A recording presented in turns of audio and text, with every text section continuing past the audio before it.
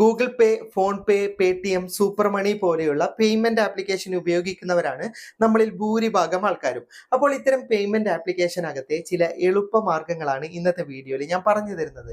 ഇതൊക്കെ അറിയുന്ന ഒരുപാട് ആൾക്കാരുണ്ട് കേട്ടോ. അറിയാത്തവർക്ക് വേണ്ടി മാത്രമുള്ളൊരു വീഡിയോ ആണ്. അപ്പോൾ ചില ഉദാഹരണങ്ങൾ ഞാൻ വീഡിയോയിൽ കാണിച്ചു തരാം. നിങ്ങൾക്ക് കാണാം, ഞാൻ എൻ്റെ ഫോൺ ഒന്ന് ഷെയ്ക്ക് ചെയ്യുമ്പോൾ തന്നെ എനിക്ക് സ്കാനർ ഓപ്പൺ ആയി വരുന്നുണ്ട്. അതുപോലെ തന്നെ മറ്റൊരു ആൻഡ്രോയിഡ് ഫോണിൽ നിങ്ങൾക്ക് കാണിച്ചു തരാം. ഹോം സ്ക്രീനിൽ തന്നെ ഗൂഗിൾ പേയുടെയും ഫോൺ പേയുടെയും ഒക്കെ സ്കാനറിന്റെ ചിഹ്നം കാണാം. ഞാൻ ജസ്റ്റ് അതിലേക്ക് ക്ലിക്ക് ചെയ്യുമ്പോൾ ഡയറക്റ്റ് സ്കാനർ ഓൺ ആവുകയാണ് ചെയ്യുന്നത്.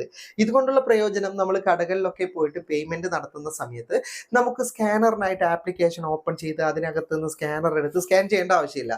ജസ്റ്റ് ഇതുപോലെ ഷേക്ക് ചെയ്തിട്ടും അതുപോലെ തന്നെ സ്കാനറിന്റെ ആ ബട്ടണിലൊന്ന് ക്ലിക്ക് ചെയ്തിട്ടും ഡയറക്റ്റ് സ്കാനർ ഓപ്പൺ ചെയ്തിട്ട് സ്കാൻ ചെയ്ത് നമുക്ക് പേയ്മെന്റ് നടപടികളൊക്കെ നടത്താൻ സാധിക്കുന്നതാണ്.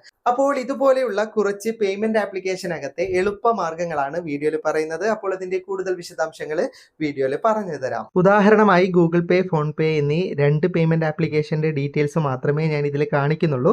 നിങ്ങൾ ഉപയോഗിക്കുന്ന മറ്റ് പേയ്മെന്റ് ആപ്ലിക്കേഷനിലും ഇതിൽ ചില ഓപ്ഷൻ ഒക്കെ ലഭിക്കുന്നതാണ്. അപ്പോൾ ട്രൈ ചെയ്ത് നോക്കിയാൽ മതി. അപ്പോൾ ആദ്യം കാണിക്കുന്നത് ഫോൺ പേക്കകത്ത് വന്നൊരു ഓപ്ഷനാണ്. ഫോൺ ഒന്ന് ഷേക്ക് ചെയ്താൽ QR കോഡ് ഓപ്പൺ ആകുന്ന ഓപ്ഷൻ ഫോൺ പേക്കകത്ത് വന്നിട്ടുണ്ട്. ഇത് സെറ്റ് ചെയ്തെടുക്കാനായിട്ട് ആദ്യം നിങ്ങളുടെ ഫോണിലെ ഫോൺ പേ ഒന്ന് ഓപ്പൺ ചെയ്യുക. എന്നിട്ട് ഇടതുഭാഗത്തുള്ള നിങ്ങളുടെ പ്രൊഫൈൽ ഐക്കണിലേക്ക് ക്ലിക്ക് ചെയ്ത് കിട്ടുന്ന പേജ് അല്പം ഒന്ന് സ്ക്രോൾ ചെയ്താൽ താഴെ നിങ്ങൾക്ക് ഷേക്ക് ആൻഡ് സ്കാൻ എന്ന് പറയുന്ന ഓപ്ഷൻ കാണാം. ഇതിൻ്റെ ബട്ടൺ ഒന്ന് ഓൺ ചെയ്ത് കൊടുത്താൽ മതി.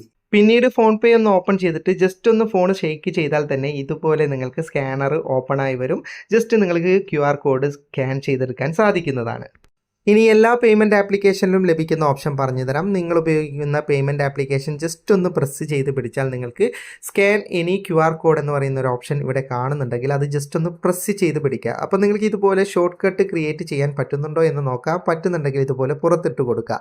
ഇതുകൊണ്ടുള്ള പ്രയോജനം, നിങ്ങൾക്ക് കടകളിലൊക്കെ പോയിട്ട് സ്കാൻ ചെയ്യാനുണ്ടെങ്കിൽ ജസ്റ്റ് അത് ഓപ്പൺ ചെയ്താൽ ഡയറക്റ്റ് തന്നെ നിങ്ങളുടെ QR കോഡ് സ്കാനർ ഓൺ ആവും. നിങ്ങൾക്ക് QR കോഡ് സ്കാൻ ചെയ്തിട്ട് പേയ്മെൻറ്റ് ചെയ്യാൻ സാധിക്കും. അതായത് നിങ്ങൾക്ക് ഗൂഗിൾ പേ ആയാലും എന്തായാലും അത് ഓപ്പൺ ചെയ്തിട്ട് ചെയ്യേണ്ട ആവശ്യമില്ല. ഇതേ ഓപ്ഷൻ ഫോൺ പേയിലും ഉണ്ട്. ഞാൻ ജസ്റ്റ് ഒന്ന് പ്രസ് ചെയ്ത് പിടിക്കുന്നു. നിങ്ങൾക്ക് ഇവിടെ കാണാം സ്കാൻ QR കോഡിൻ്റെ ഓപ്ഷൻ ഉണ്ട്. ജസ്റ്റ് അത് പ്രസ് ചെയ്ത് പിടിച്ചാൽ അതിൻ്റെ ഷോർട്ട് കട്ടും ഇതുപോലെ എനിക്ക് വെക്കാൻ സാധിക്കുന്നതാണ്.